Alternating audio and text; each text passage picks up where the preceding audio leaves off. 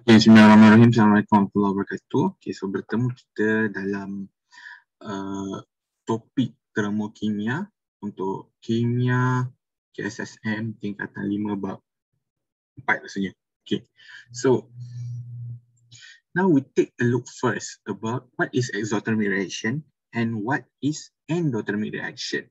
Okay, bila kita berbicara tentang tindak balas exothermic dan tindak balas endothermic, so nama pun kita tengah berbicara tentang bab termokimia. Termokimia.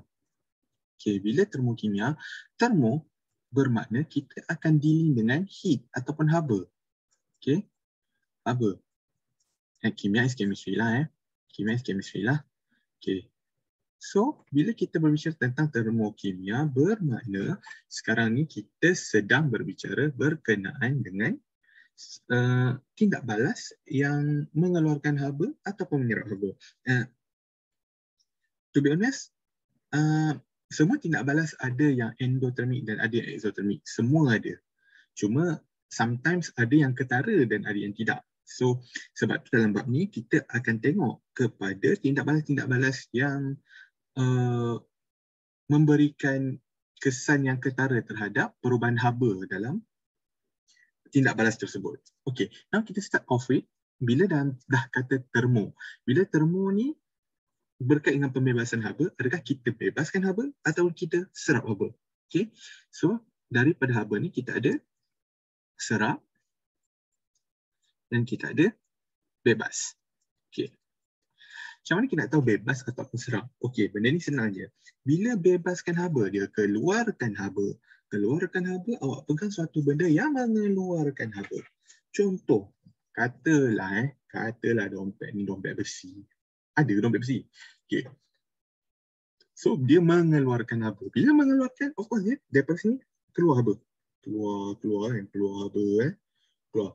Bila keluar, kita akan rasa ada haba, ada kepanasan yang keluar daripada objek tersebut. Okay. So, bila kita rasa satu objek tu mengeluarkan haba, maka maksudnya sekarang ni dia sedang membebaskan haba ke surrounding, ke persekitaran. Jadi di situ barulah kita akan katakan tindak balas ataupun satu benda tu membebaskan haba. Okay? Okay. Sekarang ni dalam konsep fizik, tiada objek yang sejuk sebenarnya. Kita tak ada objek yang sejuk. Kita cuma ada objek yang tidak panas. Kenapa? Okay. The concept is like this. Bila sesuatu benda panas, bermakna dia membebaskan haba. Maksudnya dia banyak haba. Dia bebaskan keluar. Tetapi bila sesuatu benda sejuk, kenapa dia sejuk? Sebab dia, okay, contoh ni katakan dompet saya ni sejuk. Okay, dompet saya ni sejuk. So sejuk kenapa? Tangan saya pegang dompet saya. So, haba daripada tangan saya akan mengalir masuk ke dompet.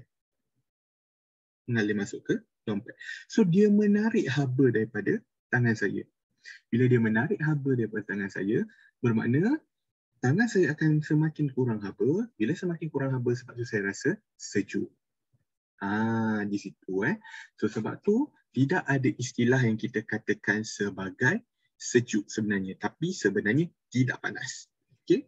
So sekarang kita ada dua konsep itu, bebas haba dan serap haba. Okay.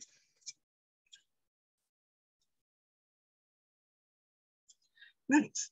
Okay, so daripada bebas haba ni, inilah kita panggil sebagai tindak balas exothermic. Okay, exothermic. Dan tindak balas yang menyerap haba ialah endothermic. Okay, now apa itu tindak balas exothermic dan tindak balas endothermic? Okay, sekarang ni kan, kalau awak rajin, pergi ambil sabun basuh, awak masukkan air sikit je dalam sabun basuh serbuk. Sabun basuh serbuk, bukan cair, serbuk. Masukkan air sikit je. Okay.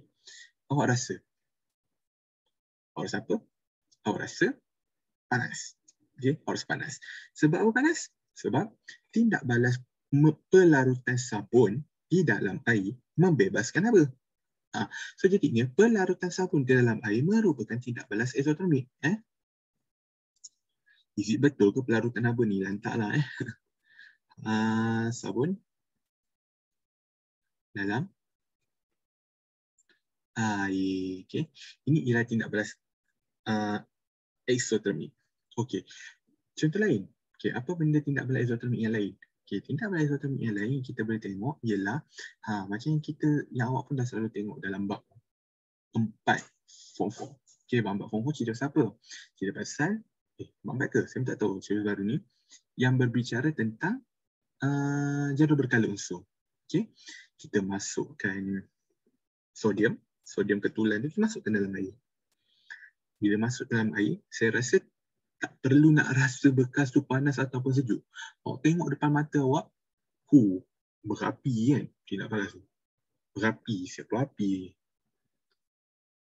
Kau dah keluar api, kau confirm lah kan? Benda tu panas, betul tak? Okay? So of course lah, tindak balas di antara sodium dan air juga ialah tindak balas eksotermik. Okay. Dia pun tindak balas eksotermik juga. Yang menghasilkan sodium hidroksida, natrium hidroksida dan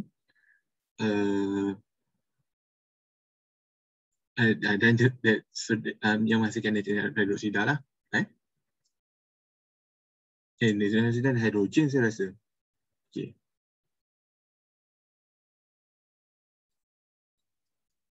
Okay.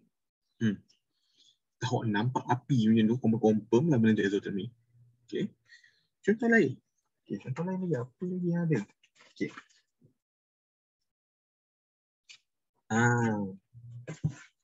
Tindak balas di antara logam kumpulan 1, saya ambil contoh sodium, dengan oksigen. Ataupun sodium dengan halogen. Contoh halogen kita ambil klorin. Okay. Juga tindak balas eksotermik. Kenapa? Awak tak perlu nak pegang bekas tu pun. Awak tengok tindak balas dia siap berapi kan? Siap berapi. So bila siap berapi tu maka awak boleh faham dah. Siap berapi ni confirm dia eksotermik. Okay? Macam tu. Okay? Eksotermik. So itu adalah contoh-contoh tindak balas eksotermik. Okay. Kenapa kita ada tindak balas eksotermik ni? Okay. Kenapa tidak ada tindak balas eksotermik ni? Sebab apa? Okay. Tindak balas eksotermik ni berpunca daripada apa tau? Okay. Tindak balas eksotermik berpunca daripada tenaga yang digunakan untuk leraikan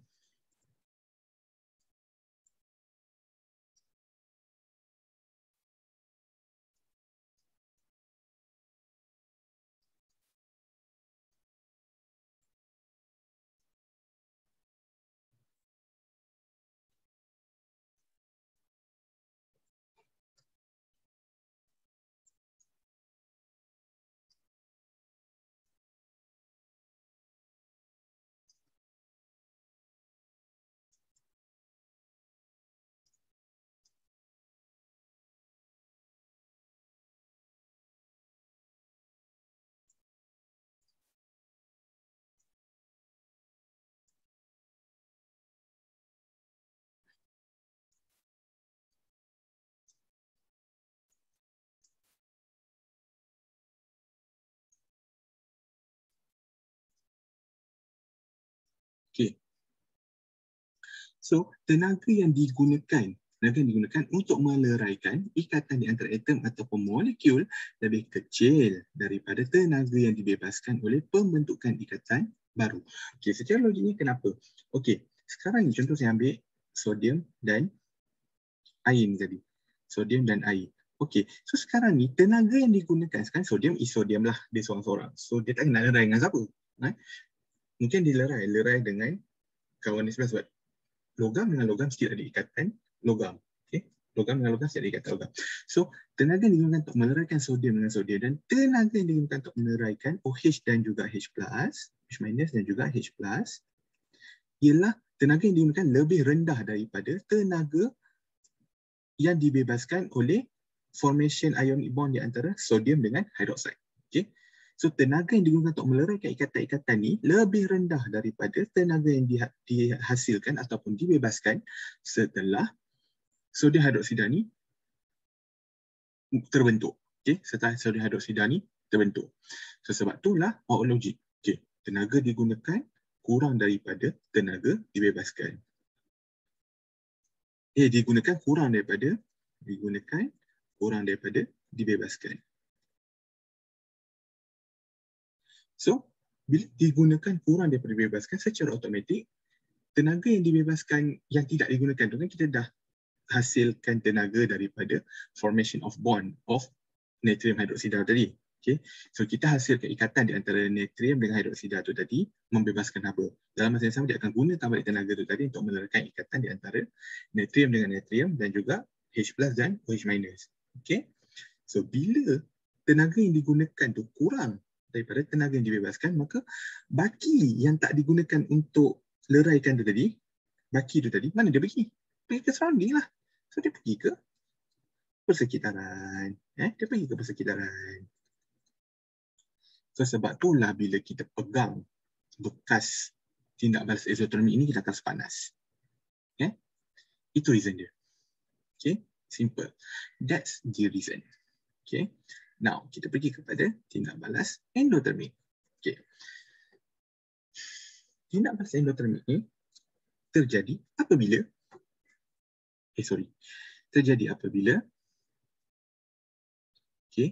tenaga yang digunakan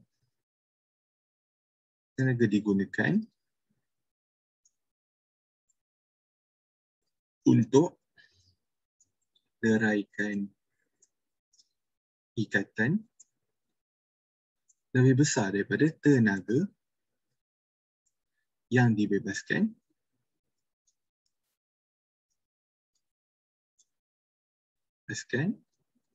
daripada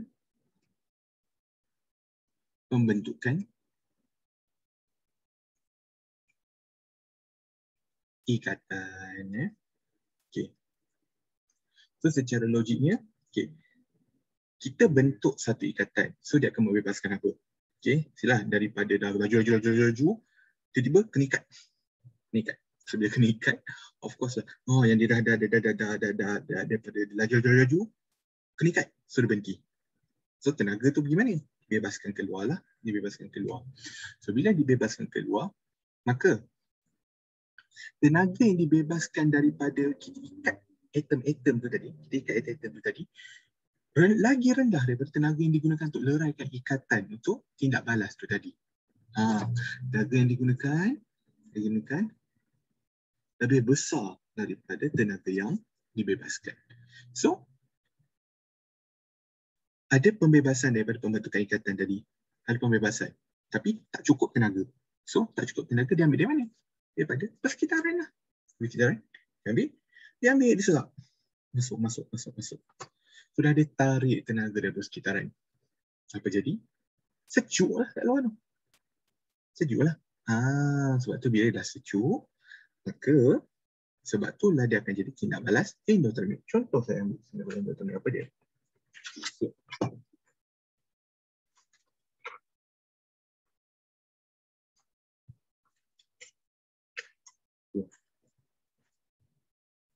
Contoh balasan saya tak boleh nak tunjuk yang aplikasi sehari-hari. Tapi apa yang saya boleh tunjuk ialah aplikasi dalam lab. Okay.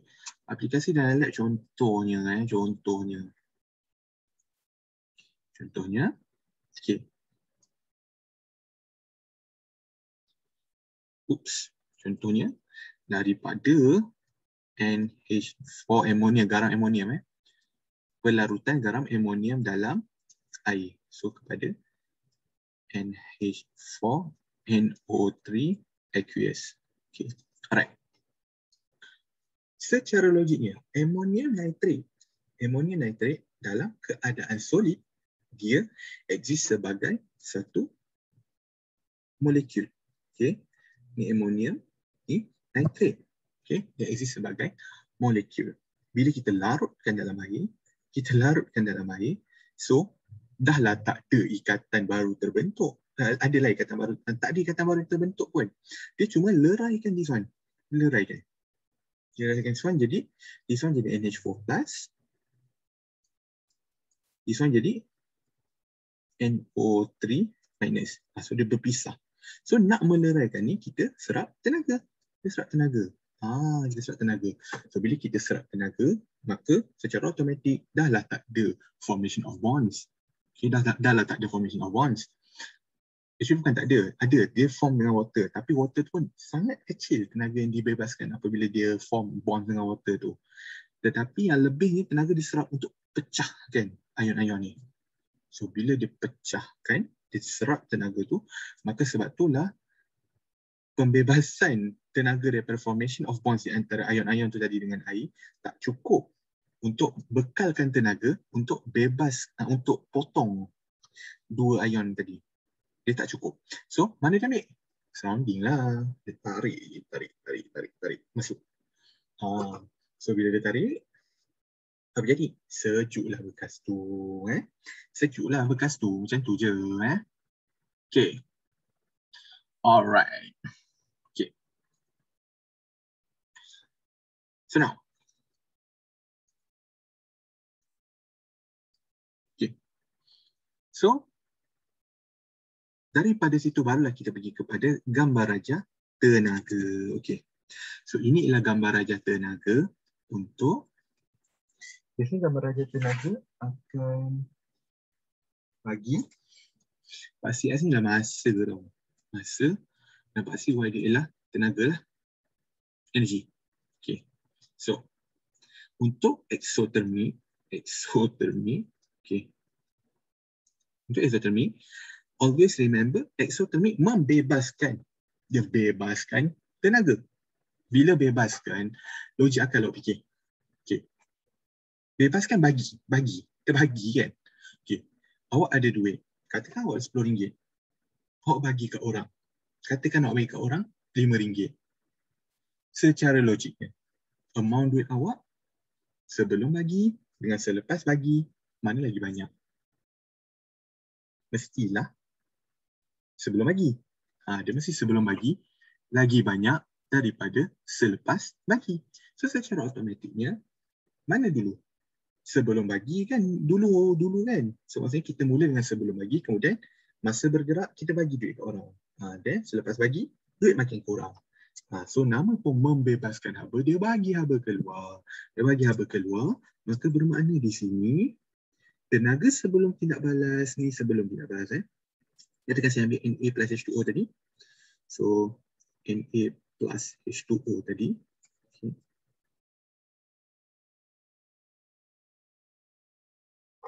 So katakan Na plus H2O tu tadi.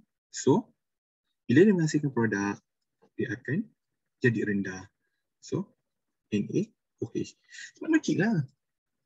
Tadi saya kata sebelum awak ada RM10. Lepas of course lah tinggal RM5 je sebab awak bagi keluar. Awak bagi. Bagi. So bila bagi, so bermakna of course lah tenaga sebelum lagi tinggi daripada tenaga selepas. Macam tu. Okay. Exothermic macam tu. Okay. Tenaga sebelum mesti lebih besar daripada tenaga selepas. Sebab apa? Tenaga sebelum awak ada banyak. Lepas tu, awak bebaskan. Awak buang, awak bagi. Dah namanya pun bagi, maka jadi. Dah bagi, of course lah makin kurang tenaga dia. Sebab itulah exothermic, tenaga sebelum lebih tinggi daripada tenaga selepas. Okay, tenaga reaktan ataupun bahan tindak balas. Tenaga bahan tindak balas lebih besar daripada tenaga produk ataupun hasil. Okay, tenaga bahan tindak balas lebih besar daripada produk untuk exothermic. Okay, dan ini ialah jumlah tenaga yang dibebaskan. Ni, daripada sini, sini sampai sini ialah tenaga yang dibebaskan. So tenaga yang dibebaskan ni yang kita panggil sebagai delta H, iaitu berapa perubahan tenaga. Delta, nama pun delta, orang belajar NS. Delta. Bila maksud delta, bermakna delta perubahan tenaga. Maksudnya dalam kes exothermic, delta H ataupun perubahan tenaga ialah berapa tenaga yang hilang. Okey. Exothermic. Endothermic. Endothermic. Salah. Okey. Endothermic. Okey. Endothermic. Namun endo ditarik ke dalam. Endothermic. Endothermic. Okey. Endothermic bermakna dia tarik haba masuk dalam diri dia. Macam saya cakap tadi lah. Dia tak cukup, dia nak potong molekul tu tadi. Dia nak potong molekul. Ada penghasilan haba daripada pembentukan ikatan baru di antara ion dengan air tadi. Tapi tenaga tu tak cukup. Apa dia buat? Dia terpaksa lagi tarik tenaga daripada luar. Dia tarik tenaga daripada luar. Bila tarik daripada tenaga daripada luar, sebab itulah kita akan rasa sejuk. Kita akan rasa sejuk. So, secara logiknya, awak tak cukup tenaga, awak tak cukup duit ni. Ya Allah, nak makan pergi kantin. Pergi kantin nak makan. Ya Allah, cikgu, saya lapar tapi tak ada duit. Okay. So, apa buat? Maka saya pun kesian, bagilah. Nah, RM5 pergi makan. RM5 pergi makan. Okay. So, bermakna daripada awak tak ada duit, tiba-tiba ada RM5. So, duit awak semakin banyak ke semakin sikit? Semakin banyak. Semakin banyak. So, bila semakin banyak, maka kita akan lihat tenaga sebelum tindak balas. Tenaga sebelum tindak balas lagi rendah daripada tenaga selepas. Tindak balas. Tenaga sebelum tindak balas lagi rendah daripada tenaga selepas tindak balas. So, NH4, NO3 solely. Okay, this one is NH4, NO3 aqueous. Okay, aqueous. So, this one is delta H sama juga dan ini ialah masa. Okay. So, sama juga jarak di antara kedua-dua ni. Jarak di antara kedua-dua ni juga dipanggil sebagai delta H, iaitu perubahan tenaga. Okay. Perubahan tenaga. Okay. Now, tengok sini . Okay. Nilai delta H dalam tindak balas exothermic. Nilai delta H dalam tindak balas exothermic mesti akan jadi negatif. Delta H dalam tindak balas exothermic mesti akan jadi negatif. Kenapa? Tengoklah daripada rendah turun. Dah nak pun turun mestilah negatif, takkan positif pula je dok. So mesti akan jadi negatif. Lepas tu delta H untuk exothermic akan jadi negatif nilai dia. Okey. Kalau untuk delta H untuk endothermic, nampak daripada rendah naik atas. So bila naik, maka delta H awak akan jadi positif. Okey. Positif. Macam tu je. Okey. Okey, selesai untuk hari ini. Kita sambung next slide. Okay, thank you.